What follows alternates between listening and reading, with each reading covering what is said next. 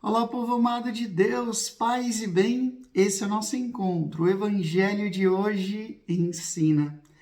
Eu não sei qual é o momento que você vai assistir esse vídeo, se de manhã, se de tarde, se de noite, se de madrugada, mas isso não importa. Importa que você, de fato, abra o seu coração para que o Espírito Santo venha fazer na tua vida aquilo que ele deve fazer. O Espírito Santo, sim, ele deve ter essa liberdade dentro do nosso coração para cumprir a missão dele, que é nos santificar. Mas ele não faz isso se a gente não permitir. Então, vamos alegrar ao Espírito Santo à medida que a gente se deixa mover por ele. Vamos ouvir a palavra do Senhor. Hoje, a igreja celebra a festa de São Simão e São Judas Tadeu. Os dois são apóstolos de Jesus.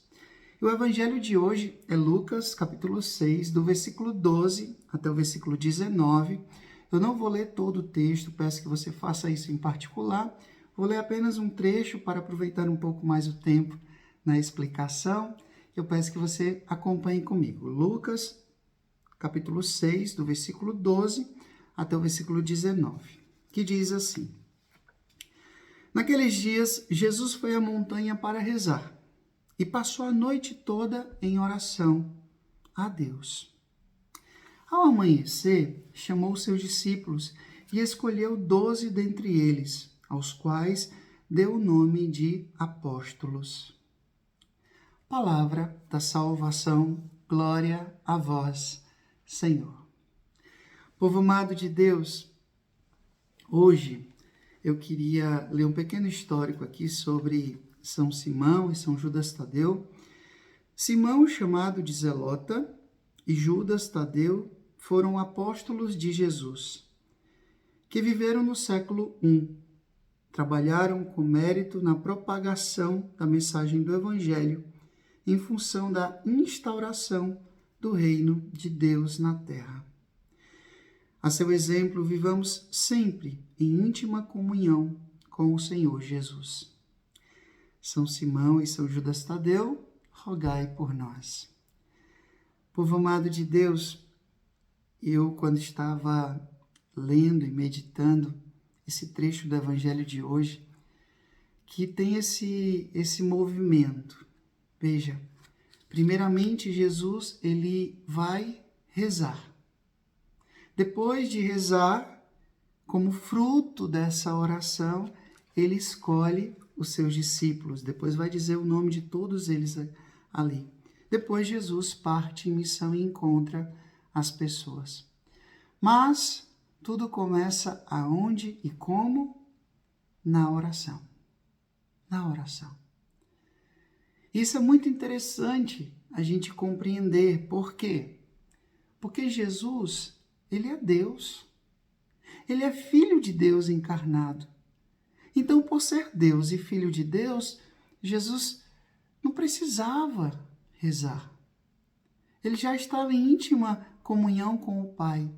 Mas no seu coração, na sua humanidade, porque Jesus é também 100% Deus e 100% homem. Mas na sua humanidade, com um coração humano, Jesus buscava sempre essa comunhão, essa intimidade com o Pai do céu. Eu comecei a ler esse livro em italiano, Pregare per vivere.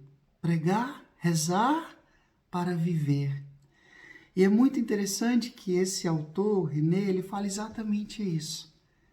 Desse desejo que Jesus tinha de sempre estar em intimidade com o Pai.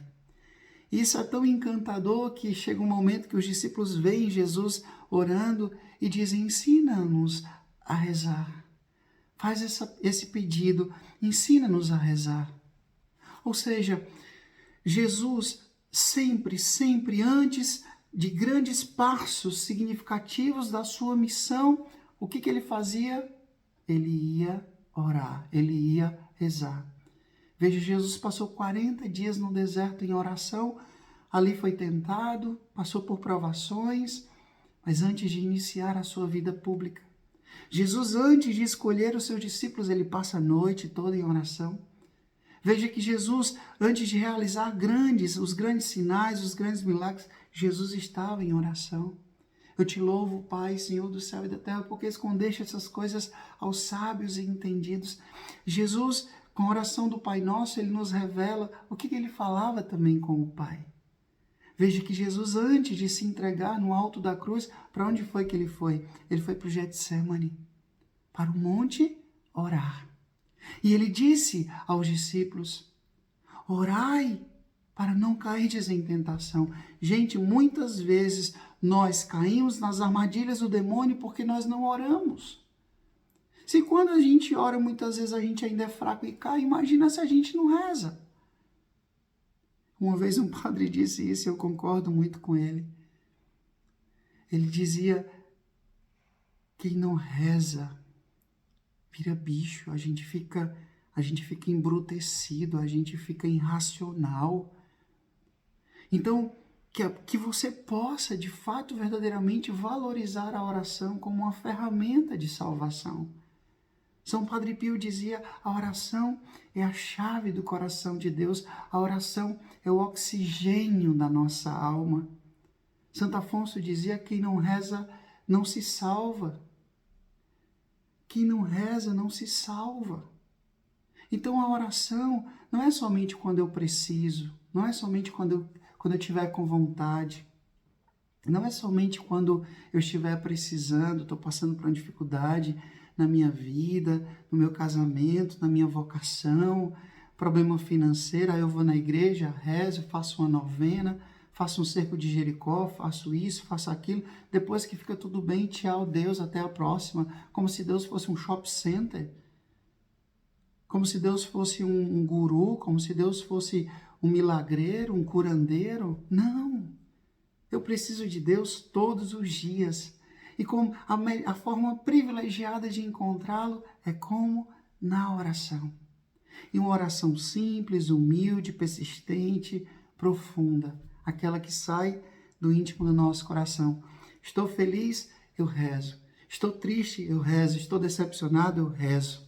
Mas rezar sempre, orai sem cessar. Lembra que o apóstolo Paulo nos diz, né? Orai sem cessar. Orai sem cessar. Está constantemente com esse desejo de estar em intimidade com o Senhor. Ah, Frei, mas eu tenho muita coisa para fazer. Santa Teresa d'Ávila dizia, Deus também se encontra nas panelas. Você está aí, né, fazendo o seu trabalho diário. Você também ali, você pode estar em espírito de oração. Quando você ama uma pessoa, você fica pensando nela o tempo todo. Então é isso. Esteja sempre com Jesus no seu coração. Assim que cantava o nosso querido Padre Zezinho.